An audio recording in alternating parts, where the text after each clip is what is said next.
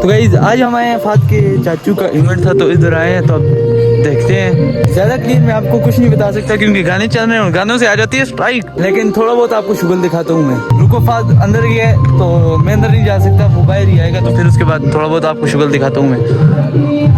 अंदर तो जा सकता हूँ लेकिन मुझे शर्म आती है ना। कितने अंडे गाइस, ये हमारे कराची के मेहमान है कुछ। ओए एक बात सुन ना, भाग रहे अंडे शंडे वाला इंतजाम कितने अंडे कितने अभी लगेगा? तो गाइस अंडे शंडे अभी मुझे नहीं नजर आ रहे। मोहम्मद के पास था, पता नहीं किधर चला गया मोहम्मद। तो मैं आपको अंडे भी दिखाता हूँ, ये एक दूसरे को अंडे भी मारेंगे भाई। अभी अंडों वाला इंतजाम होगा, वो बच्चे अंडे शंडे मारेंगे। बच्चे नहीं लड़के ही। तो बीच में मोइज भी है जो कि 100 का एक दाना ले रहा है भाई अंडे का। ये नहीं बताऊँगा किससे ले रहे हैं लेकिन ले रहा है। ये देखो जी मोइजियाँ की मजबूरी 100 का एक दाना अंडे तक अंदर है बंदे। एम आम रूटीन में 5 ना 100 से 4 मिल दिन 100 एक के अंदर लगे था। किसी को मारना है इसने।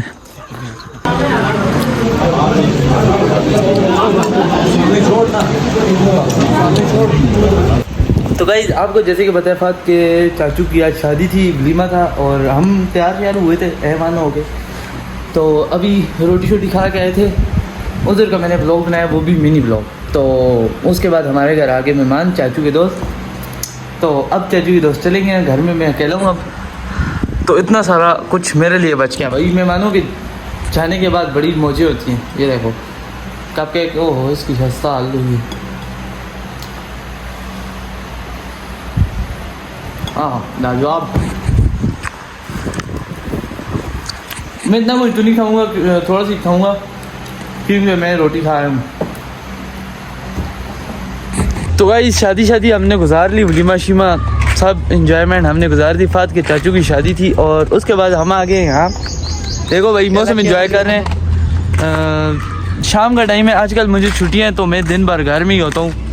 1 बजे तो मैं उठता हूँ, तो 1 बजे तो मैं उठता हूँ और उसके बाद मोबाइल शेल यूज़ करना, बस 3-4 बज जाते हैं। फिर उसके बाद हम बाहर आ जाते हैं क्योंकि छाँव ही छाँव होती है भाई। देखो इतने सारे दरख्त हैं ना, तो इनकी बहुत ज़्यादा छाँव है और इतनी माशाल्लाह हवाएं चल रही हैं। ये सारी हमारी जगह है इधर। तो हम यहाँ से दरख्त नहीं काटते, कुछ गिर जाते हैं तो वो काट लेते हैं, जैसे वो गिरा हुआ है। तो वैसे ये दरख्त नहीं काटते हम। देखो कैसी छाँव बनी हुई है। और इधर से नीचे किसी और की जगह तो वो दरख्त काटते रहते हैं, छंटी मंटी करते रहते हैं। इसको देखें जैसे वो लकड़ी नहीं होती, टांडा हमारी ज़बान में बोलते हैं टांडा, उसकी तरह ऐसे इधर उधर झूल रहे। बेचारे में सांस ही नहीं है, कमज़ोर इतना हुआ है बेचारा। भाई अभी शाम का टाइम हो गया। आज मैं और फाजी थे तो हम आए थे कब्रिस्तान के ऊपर, यहाँ दुआ शो की है और उसके बाद थोड़ी सी चीज़ें खाई हैं और सारा कचरा लपेट लिया। अब वहाँ जाके फेंकेंगे क्योंकि कब्रिस्तान में इस जगह गंशन नहीं करना। तो बाकी ये गिलास रख लेंगे, ये दोबारा यूज़ करेंगे, समझो करो भाई महंगा है। ये 3 चीज़ें हमें मतलब 2 गिलास 1 बोतल यूज़ आएगी, काम में आएगी। बाकी चीज़ें फेंक लेंगे, वो मतलब रैपर है वहाँ सामने। तो मैंने नीचे से भी कचरा उठा के डाले इस शापर में। मैंने नीचे से कचरा उठा के डाला है क्योंकि नीचे से गन भी ख़त्म हो जाएगा। और मैंने इस कचरे को ना यहाँ फेंकना है क्योंकि यहाँ फेंकूँगा ना ऐसे ही कचरा ला के फेंकता जाऊँगा यहाँ ऐसे सूखा सूखा। फिर मैं आग जलाऊँगा, ये सारी जो इसको हमारी ज़बान में नड़ियाँ बोलते हैं, ये सारी जल जाएंगी। नहीं तो भाई ये फैलती जा रही हैं।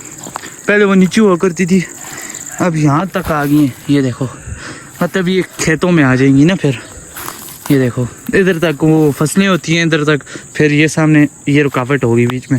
ये देखो भाई फैलती जा रही हैं ये दिन ब दिन। ये देखो यहाँ तक आ गई हैं ये, फिर ये सारी ख़त्म हो जाएंगी।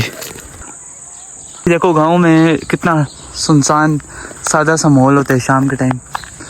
थोड़ी सी चिड़ियों की आवाज़ें हैं, बाकी कुछ भी शोर शराबा नहीं है। देख लो यार कितनी सुकूनदेह ज़िंदगी गुजर रही है हमारी यहाँ माशाल्लाह।